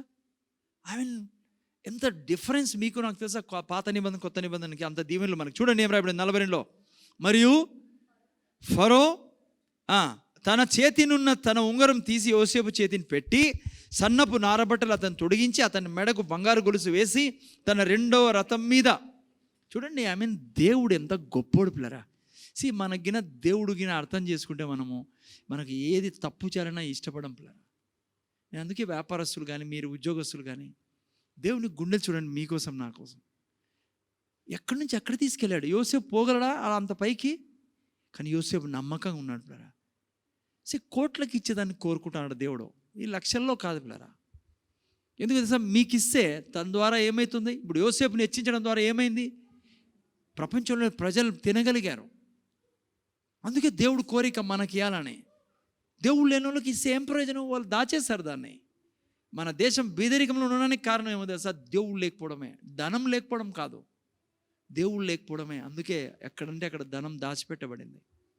దేవుడు లేడు, వారి హృదయాల్ని కన్విక్ట్ చేసేవాళ్ళు లేడు, వారిని మార్చేవాళ్ళు లేడు. అయితే యోసేపు చూడండి ఎంత గొప్ప ఘనత లభించిందో. రెండవ రథం మీద మరి ఎక్కించాడంట. 44లో, మరియు ఫరో యోసేపుతో ఏమన్నాడు తెలుసా? ఫరోను నేనే. చూడండి ఎంత మంచి మాటలు. ఫరోను నేనే అయినను నీ సెలవు లేక. ఏమంటారు తెలుసా? ఫరో రాజు ఏమంటాడు తెలుసా యోసేపుతో, ప్రజలందరితో? రాజును నేనే. అయితే ఏమంటున్నాడు చూడండి, రాజును నేనే అయినను నీ సెలవు లేక ఐగుప్తు దేశమంతటను ఏ మనుష్యుడును తన చేతినైనను కాలినైనను ఎత్తకూడదని చెప్పాను. చూసారా? అంటే ఎవడన్నా మూవ్ కాలంటే యోసేపు చెప్పాలి ఆ దేశంలో. ఎవరు చేస్తా ఇవన్నీ చేస్తానండి? దేవుడు పిల్లరా. నేను దేవుడు నమ్మినప్పుడు, లోబడినప్పుడు, దేవుని యొక్క సమస్తము దేవుడు అనుకున్నప్పుడు, నువ్వు నేను నా భార్య పిల్లల కుటుంబం, ఆమె ఊహించలేవు నేను దేవుడు ఎంత తెచ్చిస్తాడో. ఉండొచ్చు నిన్నటి రోజు నువ్వు అప్పుల్లో ఉండొచ్చు, నిన్నటి రోజు నీకు ఇల్లు లేకుండా ఉండొచ్చు, ఏమీ లేకుండా నీ దగ్గర. కానీ దేవుడు చూడు, ఆ యొక్క 2 కొరింథీ 8వ వాక్యంలో ఒక పదం వాడబడింది, కృప అనే పదం. చదవండి ఎవరైనా. ఐ మీన్ చూడండి ఎంత మంచి వాక్యం. కృప అంటే తెలుసా మీకేందో? 2 కొరింథీ మరియు 8వ వాక్యము 9:8. మరియు అన్నిటి యందు ఎల్లప్పుడూను మీలో మీరు సర్వ సమృద్ధి గలవారై ఉత్తమమైన ప్రతి కార్యము చేయుటకు దేవుడు మీ ఎడల సమస్త విధములైన కృపను విస్తరింపజేయగలడు. కృప అనే పదం చాలా ఇంపార్టెంట్. కృప అంటే ఏంటి? సపోజ్ ఎవరైనా చాలా మంది మ్యూజిక్ వాంచే వాళ్ళు ఉంటారు, వాళ్ళ కృప నాకు రాదు మీకు రాదు. కొంతమంది మంచి సింగర్స్ ఉంటారు, కృప అది. దేవుడు ఏమంటే తెలుసా? నా కృప నీకు ఐశ్వర్యం వచ్చేటట్లు చేస్తుంది, నువ్వు సర్వ సమృద్ధిలో ఉంటావు. అంటే నీ ఎడ్యుకేషన్ ఏదైనా కావచ్చు, నీ బ్యాక్గ్రౌండ్ ఏదైనా కావచ్చు, నువ్వు ఎవరికైనా పుట్టిండొచ్చు, ఈ రోజు వరకు నీ పరిస్థితి ఏదైనా ఉండొచ్చు, కానీ నా కృప పౌలు యోసేపుకి ఏం చేస్తుందో అది చేస్తుంది నీకు. అందుకే ఐశ్వర్యము దేవుని కోరిక ప్లస్ మా ఎవరు గోడ మీద గీక్తారు పిల్లలు చూడండి, రాయకుండా కూర్చోబెట్టండి ఇద్దరిని.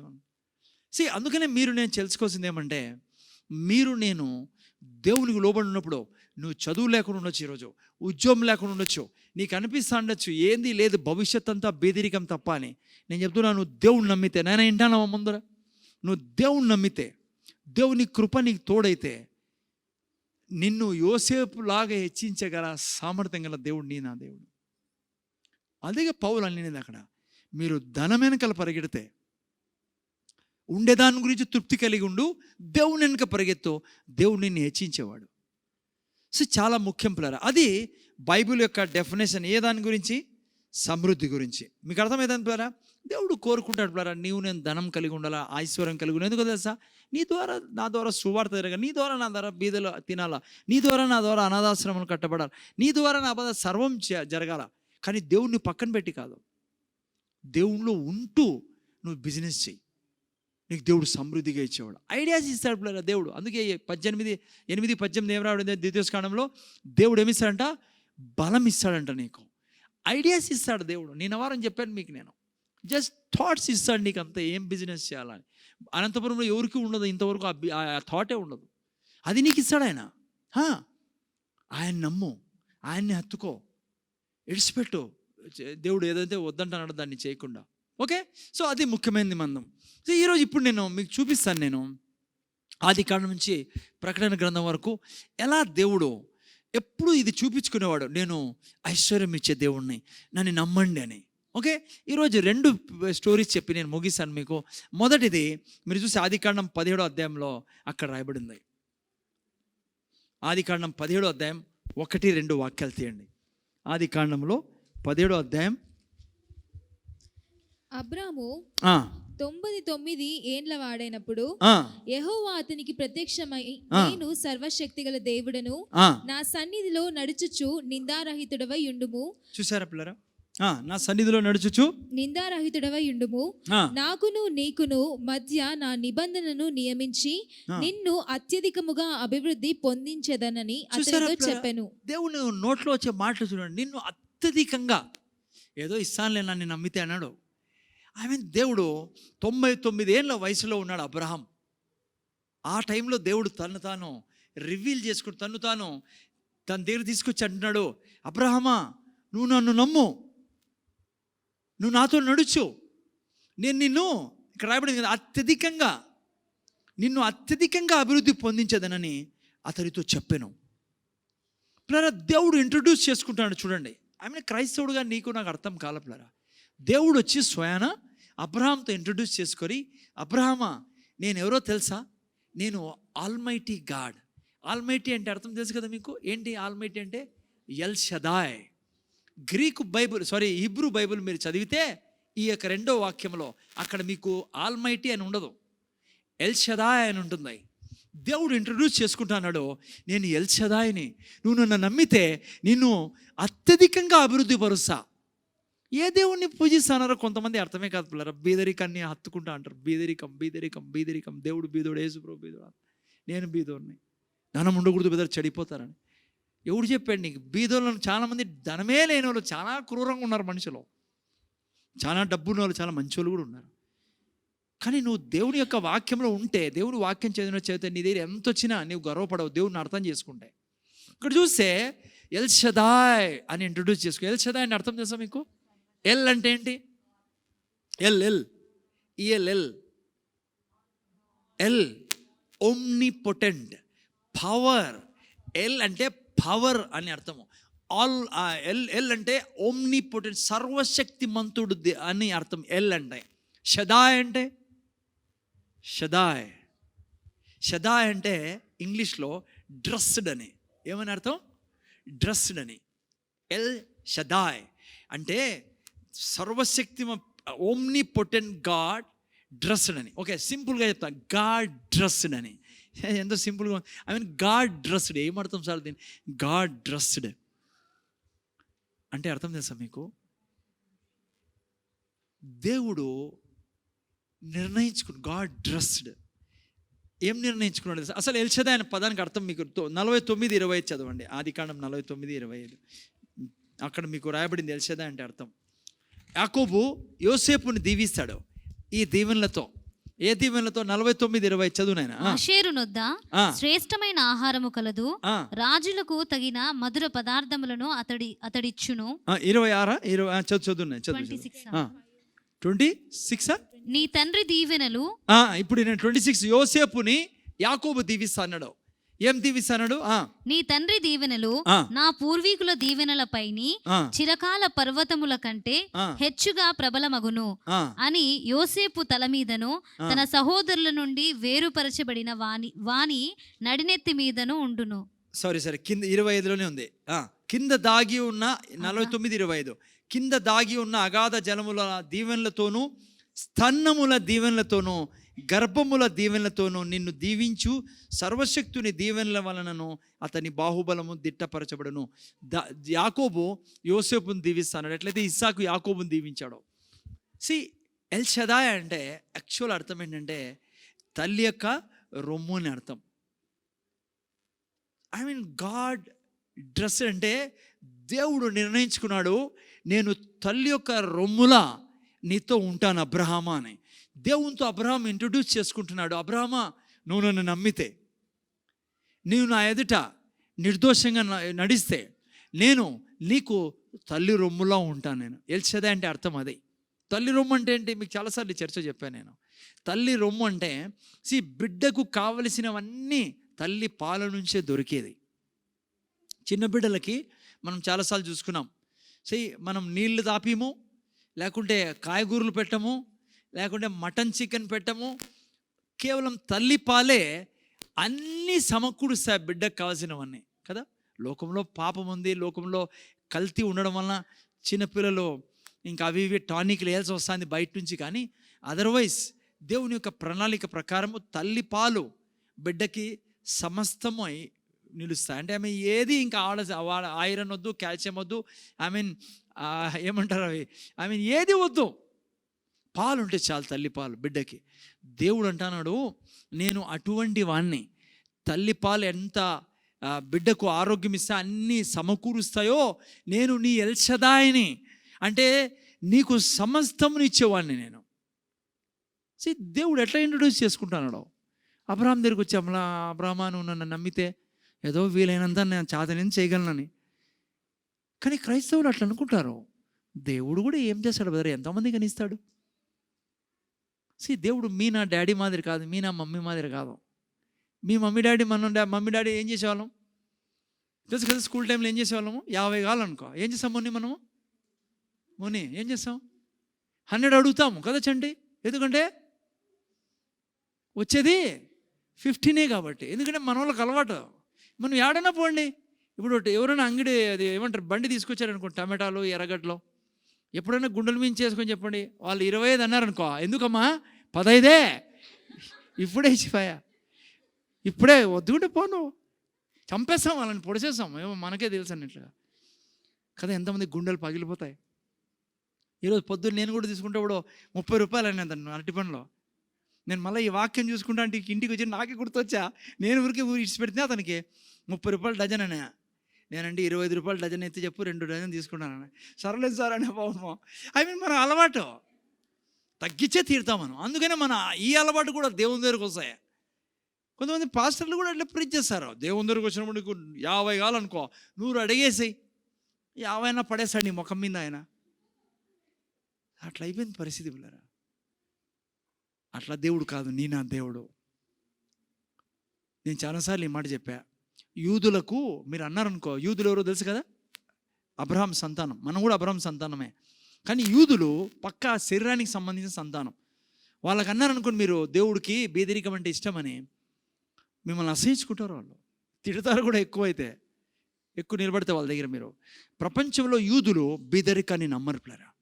యూదుల్లోనంట ఎవడు ఇంతవరకు బీదోడు లేడు. ఒకవేళ ఎవరైనా బీదోడు ఉన్నాడనుకో, మిగతా యూదులంతా కలిసి వాడిని ధనికుని చేసి తిడతారు. ఎందుకు తెలుసా?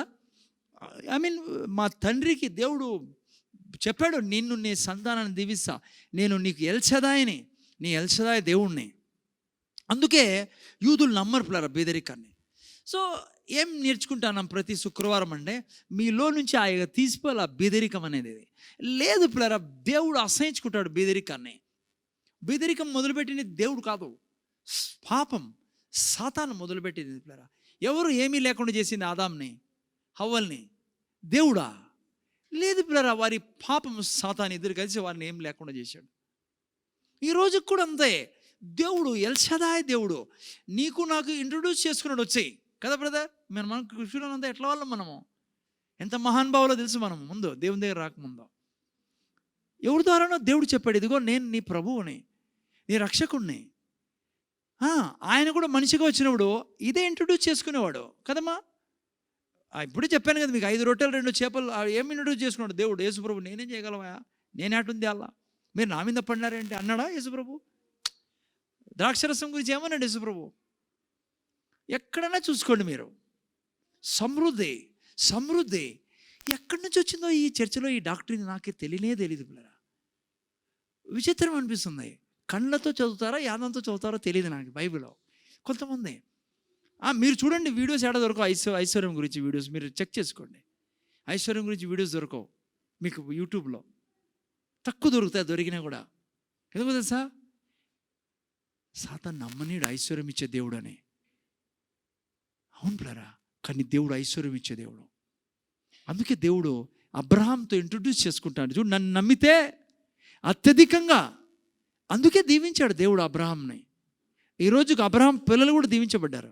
వాళ్ళు నమ్మరు ప్లేరా, బీదరికాన్ని నమ్మరు. క్రైస్తవులు హత్తుకుంటారు బీదరికాన్ని. అంటే అలమండి ఏమంటారు దాన్ని, కౌగిలించుకుంటారు బీదరికాన్ని.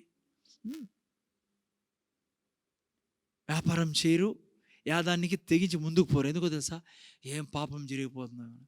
అసలు మీకు తెలుసా, చాలామంది క్రైస్తవులకు పాపం అంటేనే తెలియదు అసలుకి.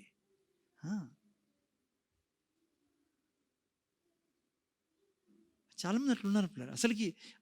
కొంతమందికి అసలు యేసు ప్రభువును రక్షకుడుగా అంగీకరించిన తర్వాత ఏం జరిగిందో తెలియదు క్రైస్తవులకి. నిజంగా తెలియదు. ఒకటే తెలుసు వాళ్ళకి, ఏమో తెలుసా, చచ్చిపోయిన స్వర్గానికి వెళ్తాను నేను. ఎందుకు నువ్వు రక్షకుడుగా అంగీకరించావో మీకు తెలుసా పిల్లలు. నా టాపిక్ వేరే, కానీ మీకు తెలుసా, ఏ రోజు యేసుక్రీస్తు రక్షకుడుగా అంగీకరించామో ఆ రోజు నుంచి నిత్య జీవం మొదలైంది మనలో. చచ్చిపోయిన తర్వాత స్వర్గానికి పోయేది కాదు. జాన్ 3:16 పెట్టు, ఇంగ్లీష్లో పెట్టినాను. జాన్ 3:16 పెట్టు. జస్ట్ వేరే టాపిక్, జస్ట్ నేను ఊరికి టచ్ చేసి లోపలికి వెళ్తాను. యేసుక్రీస్తు రక్షకుడుగా అంగీకరించిన తర్వాత చాలామంది ఏమని కూడా తెలుసా, పాపక్షమాపణ అయింది బ్రదర్, వెయిట్ చేశాను. 3:16 ఏం రాబడింది తెలుసా మీకు? For God so loved the world that he gave his only begotten sun. దేవుడు లోకాన్ని, తెలుగులో ఏం రాసింది, దేవుడు లోకాన్ని ఎంతో ప్రేమించెను. చదవండి నేను ఇంగ్లీష్. దేవుడు లోకమును ఎంతో ప్రేమించెను, కాగా ఆయన తన అద్వితీయ కుమారునిగా పుట్టిన వాని యందు విశ్వాసముంచు ప్రతివాడు నశింపక నిత్య జీవము పొందునట్లు. నశింపక అని రాసి పెట్టేసింటే మనం అందరూ నమ్మాల్సింది ఏమో తెలుసా, చనిపోయినా స్వర్గానికి వెళ్తాం, నశించిపోము కదా. కానీ అక్కడ దాంతో స్టాప్ కాలే. ఇంగ్లీష్లో ఇంకా ఎంతమంది మంచిగా రాబడిందంటే చూడండి, for God so loved the world that he gave his only begotten son that whosoever believeth in him should not perish. తర్వాత ఏం రాబడింది, కామా. పెరిష్ తర్వాత కామా, ఫుల్ స్టాప్ కాదు. ఫుల్ స్టాప్ పెట్టింటే ఓకే, చనిపోయిన తర్వాత స్వర్గానికి వెళ్తాం అనొచ్చు, కామా. ఆ తర్వాత ఏం రాబడింది తెలుసా, ever lasting life. So the moment you receive Jesus as your saviour, ever lasting life has started. నిత్య జీవం స్టార్ట్ అయింది. అంటే ఏమో తెలుసా, నిత్య జీవం అంటే అది టాపిక్, టైం లేదు. కానీ నిత్య జీవం అంటే యాక్చువల్ మీనింగ్ ఏమంటే, భార్యాభర్తల కలయిక ఎట్లనో నువ్వు దేవుడు కలిసిపోయారు. 1:16 ప్రకారం, 7:16 ప్రకారము నీ ఆత్మ పరిశుద్ధాత్మ ఒకటే ఉన్నారు. ఇప్పుడు నిత్య జీవం అంటే ఏమో తెలుసా నీకు, నోయింగ్. 17:3 చదవండి ఎవరైనా, యోహాను సువార్త. నాకు స్టార్ట్ చేసిన తర్వాత ఎన్ని చేయబుద్ధి కాదు ఏదన్నా. 17:3 చదవండి, ముగించాలి, నేను వేరే విషయాలకు వెళ్ళాలి. 17:3 చదవండి. అద్వితీయ సత్యదేవుడవైన నిన్నును నీవు పంపిన యేసుక్రీస్తును ఎరుగుటయే నిత్య జీవము. చూసారా, ఆయన్ని ఎరుగుటయే నిత్య జీవం. ఏంటి ఎరగడం అంటే? బైబిల్లో మీరు వినండి, నేను ముగిసాను. వేరే ఆది కాండం నుంచి మీరు ప్రకటన గ్రంథం వరకు చదివితే ఎక్కడన్నా ఈ పదం ఉందనుకోండి, ఏది, ఎరగడము అని. నోయింగ్ అంటే ఏమో తెలుసా, ఎవరి గురించి రాశారు తెలుసా? ఈ పదం ఎవరి గురించి వాడారు? భార్యాభర్తల గురించి వాడారు. ఆది కాండం 4:3 పెట్టినాయన, తెలుగులో చదువునైనా 4:3 4:1 ఆది కాండం 4. ఆదాము తన భార్య అయిన హవ్వను కూడినప్పుడు, ఇంగ్లీష్లో మంచిగా రాబడింది, ఆదాము and Eve, Adam knew Eve. ఇంగ్లీష్లో 17:3 ఏం రాబడింది, who he knew you they have ever lasting life. Knew అంటే ఎరగడం అంటే ఏమో తెలుసా, భార్యాభర్తల సంబంధం. నేను యేసుక్రీస్తును రక్షకుడుగా అంగీకరించినప్పుడు ఏమైంది తెలుసా, ఆయనతో కలిసిపోయాం పిల్లరా. హస్బెండ్ వైఫ్ లాగా. అంటే ఆ ఫిజికల్ రిలేషన్ కాదు, మనకు దేవునికి ఉండేది. నా ఆత్మ అట్లా అయిపోయింది. ఎవర్ లాస్టింగ్ లైఫ్ స్టార్ట్ అయింది. Already ever lasting life start అయింది నీలో, నాలో. నిత్య జీవంలో ఉన్నాం మనం. అందుకే ఆయన ఎరిగి ఉండాలి ఎప్పటికీ. అమ్మ వినాలి మీరు, ఆయన్ని ఎరిగి ఉండాలా. ఆదాము హవ్వలు ఎలా ఓరునోరు ఎరిగి ఉన్నారో అలా ఎరిగి ఉండాలా. ఆదివారం వాడుకోకూడదు గంట సేపు కోసం ఆయన్ని. లేకుంటే ఫ్రైడే బైబిల్ స్టడీ రోజు మాత్రం వాడుకోకూడదు. అలా వాడుకుంటున్నాం అనుకో, నీకు అసలు తెలియదు ఏం జరిగిందో నీకు. అనుక్షణం భార్యాభర్తలు ఉన్నట్టు ఉండాలి దేవునితో. మనం సొంత భర్తతో దూరం ఉండొచ్చు, సొంత భార్యతో దూరం ఉండొచ్చు. అంటే ఏ రిలేషను? ఆయనతో మాట్లాడి, ఆయన ప్రేమించడం, ఆయన గౌరవించడం. ఫిజికల్ రిలేషన్ కాదు అది, కానీ మనం అర్థం చేసుకోవాలి. ఫిజికల్ రిలేషన్ ఇంకా నేను పోతే మన దాంట్లోకి చాలా టైం పడుతుంది. ఐ మీన్ సి, మీకు తెలుసు ఫిజికల్ రిలేషన్లో ఏమవుతుందో. I mean one body, one life. See that's a life we have. ఇది మతం కాదు, ఇది దేవుడు నేను ఒకటైపోయాం బ్లరా. అందుకే అనుక్షణం ఆయన దివారత ఆయన ధ్యానించాలి, ఆయనతో కలిసి ఉండాలి, ఆయన ప్రేమించాలి, ఆయన హత్తుకోవాలా. ఫిజికల్ రిలేషన్ కాదు ఇది, అర్థం చేసుకోవాలని చెప్తున్నా మీకు. ఎలా మోసం చేస్తావు? హలో, నేను చెప్తే కదా వేరే, ఇంకా పోతే అట్లే ఐ మీన్ ఎలా ఒక భార్య హస్బెండ్కి మోసం చేస్తుందా? ఏమంటాం వాళ్ళని? భార్య భర్తను మోసం చేస్తే వ్యభిచారి అంటాం. అందుకే దేవుడు అన్నాడు, విగ్రహారాధన చేయడము వ్యభిచారం. నువ్వు నా భార్యవే, నేను నీ భర్తని. ఆ రిలేషన్ మన మధ్య ఉండేది. ఎలా నువ్వు అబద్ధం చెప్తావు? ఒక భర్తకు తెలిసిందనుకో నా భార్య అబద్ధం చెప్పింది నాతో అని, ఎలా ఉంటుంది వాళ్ళ మధ్య relation? I mean very deep relation player మంది దేవుంది. అందుకే అబద్ధం చెప్పకూడదు మనం. మోసం ఎలా చేస్తావు నువ్వు? నీ భర్తకు మోసం చేస్తావా? నీ భర్తకు తెలిస్తే? నీ భర్తకు తెలియకపోవచ్చు కానీ దేవునికి తెలుస్తుంది నువ్వు మోసం చేస్తున్నావు నన్ను, అబద్ధం చెప్తున్నాను. అందుకే రిలేషన్ సరిగా ఉండదు. కానీ ఆయన మనకు చాలా ఐ మీన్ మనం ఒకటి పిల్లరా దేవునితో. అందుకే కోపము, ద్వేషము, అసూయ, కుళ్ళు, చీట్ చేయడము, అబద్ధాలు చెప్పడము, ఫోన్లో నేను ఐ డోంట్ నో నిజం నేను ఒకరికి ఫోన్ చేస్తే లేడంటున్నారు ఆయన్ని. I know he's there. నా బాధ ఏమంటే నాకు అబద్ధం చెప్పినా పర్లేదు కానీ పిల్లలు ఏంటంటారు అంటారు కదా ఆడ, ఎవరిని నువ్వు మోసం చేసుకుంటావు?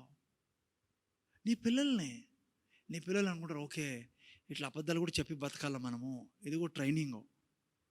మళ్ళీ వాళ్ళు మనకు అబద్ధం చెప్పినప్పుడు గుండెలు పగిలిపోతా ఉంటాయి మనకి.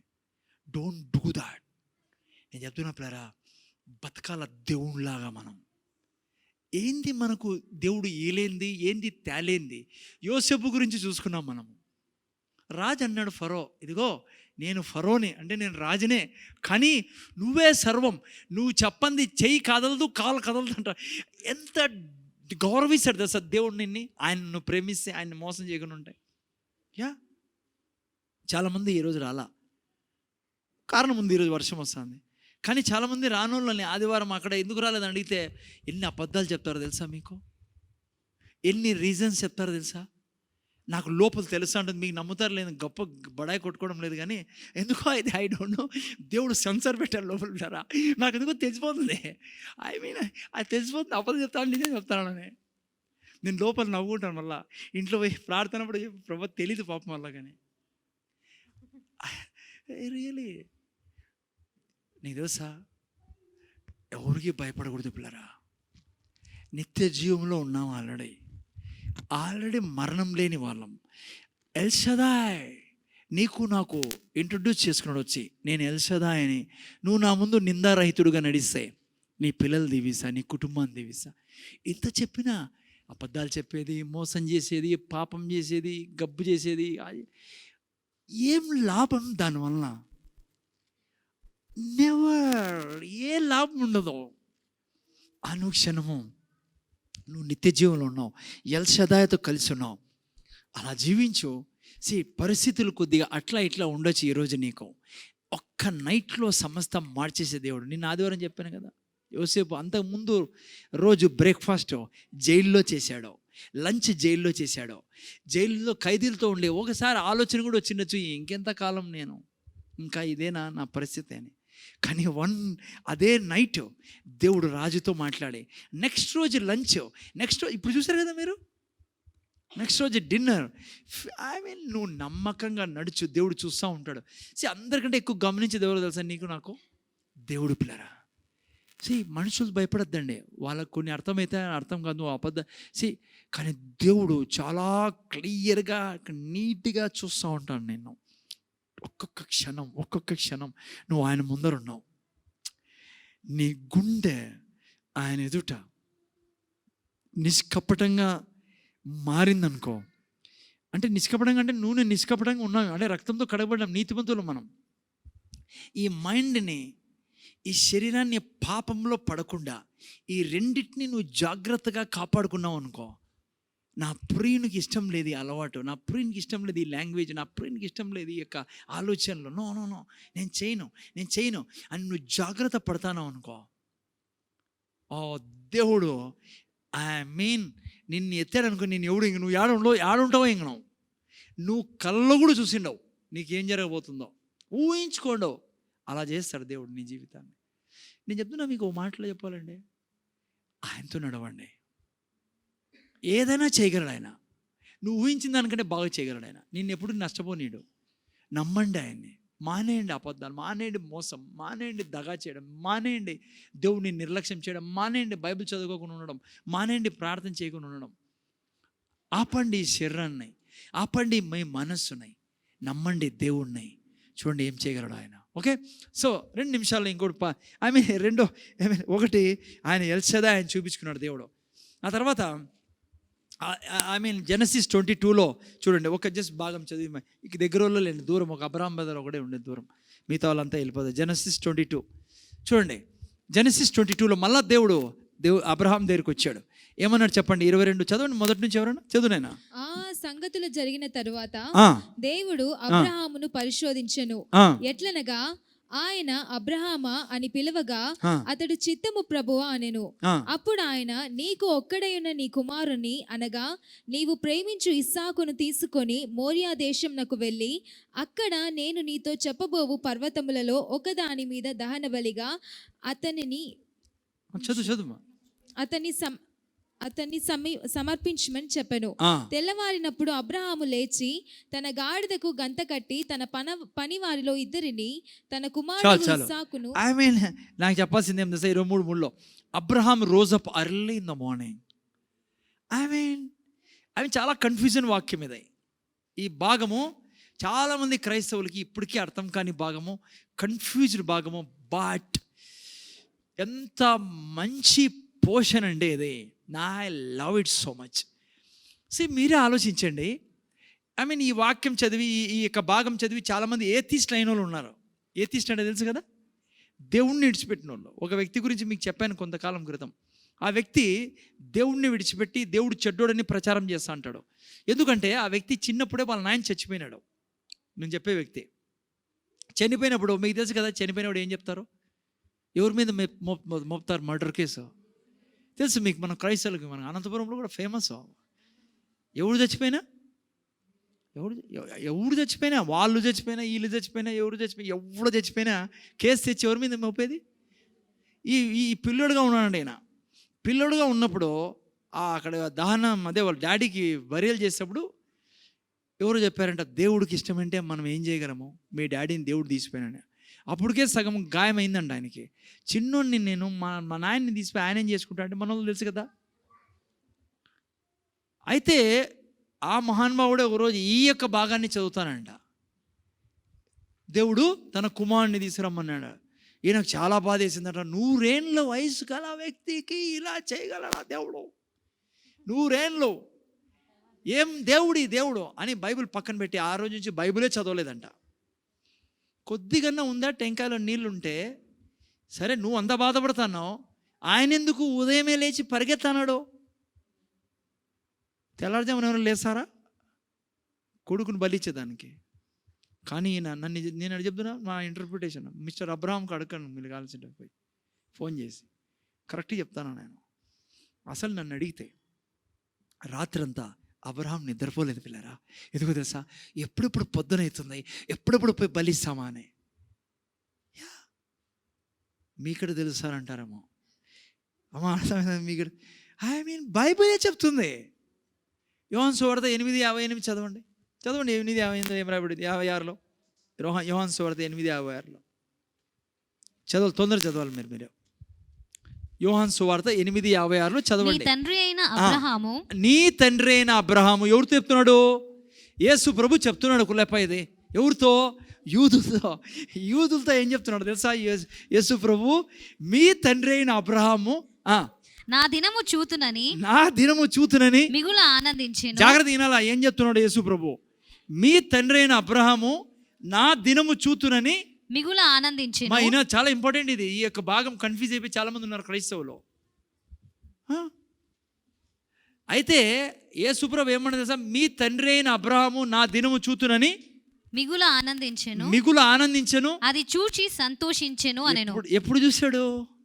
అది చూసి సంతోషించే. కింద మీరు చదివితే అప్పుడు అన్నారు వాళ్ళు, ఏమన్నా తెలుసా? నువ్వు నిజంగా లూజు మనిషివే అని. ఎవరిని? యేసుప్రభుని. నీ వయసు ఎంత?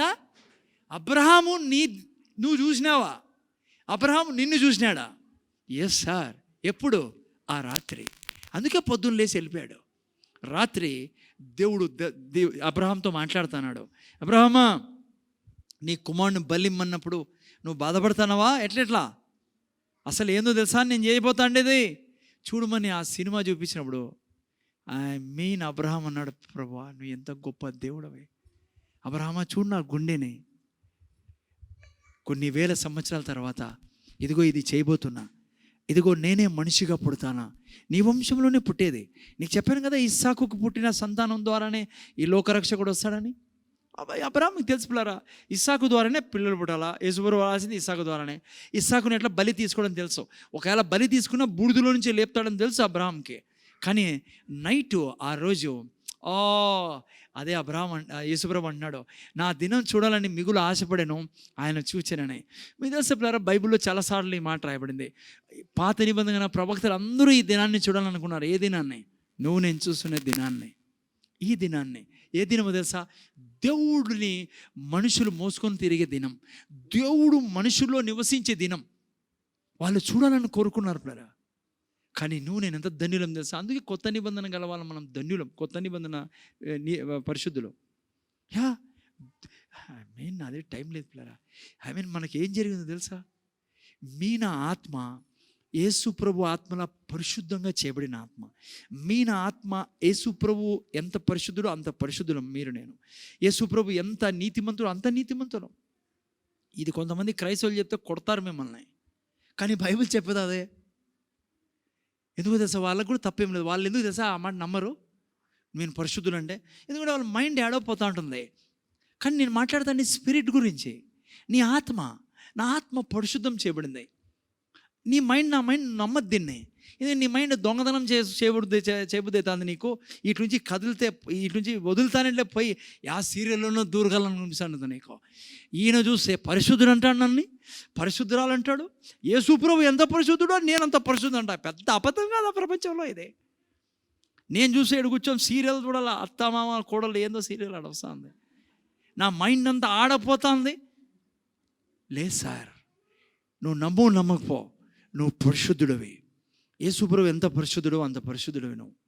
బైబిల్ తీసుకో. ఎఫెసీయులకు రాసిన పత్రిక 4:20 చెల్లుతుంది. మళ్ళీ ఇంటికి పోయిన తర్వాత తప్పుడు పోతే చేసినాడు పాస్టర్ అనుకుంటారు. పెట్టనన్నా పెట్టవు సార్ లాస్ట్ వాక్యం ఏడుందో? ఎఫెసీయులు 4:24. మీరు ఎన్నుకోకుండా ఆడ రికార్డ్ అయిపోతుంది. అది నా బాధ. చదువు. నేను ఎఫెసీయులు 4:24 లేదా యథార్థమైన భక్తియు గలవారై. జాగ్రత్త ఉందా? ఒక అతనికి ఎఫెసీ రాసిన పత్రిక చదవమంటే పాత నిబంధన చదువుతానాడో. చింటూకి తెలుసు, అది కిట్టీలో అవుతుంది. ఒక వ్యక్తికి ఎఫెసీ రాసిన పత్రిక పాత నిబంధన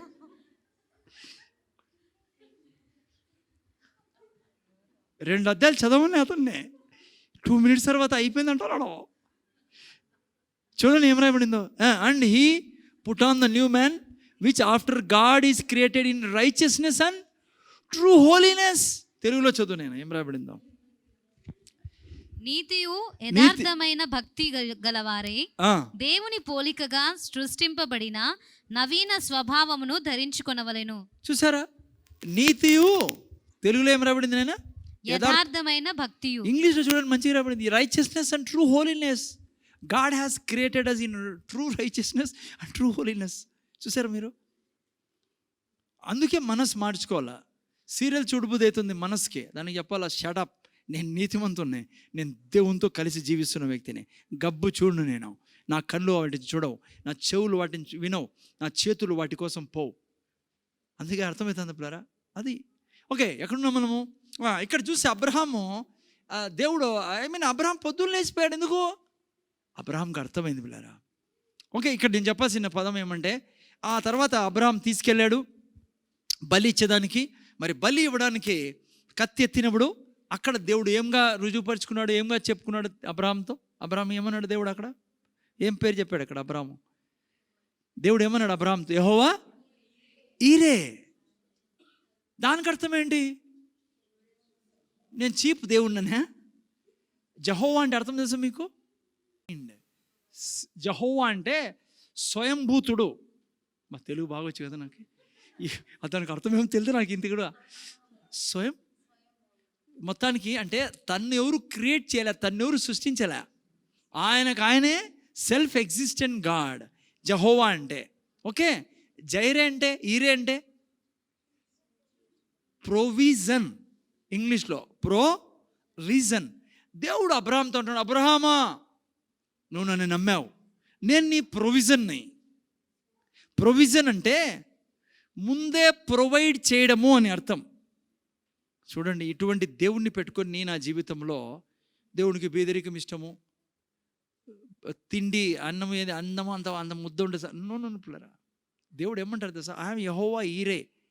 ఈరే అంటే అక్కడ అందుకే ఈరే అని చెప్పాడంటే, మీరు చూస్తే పక్కన చూశాడు యేసుప్రభు. దేవుడు అన్నాడు నీ కొడుకు బలి ఇద్దు అన్నాడు.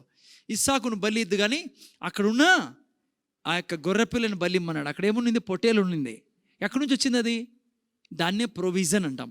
అంటే ఏంటి అర్థము?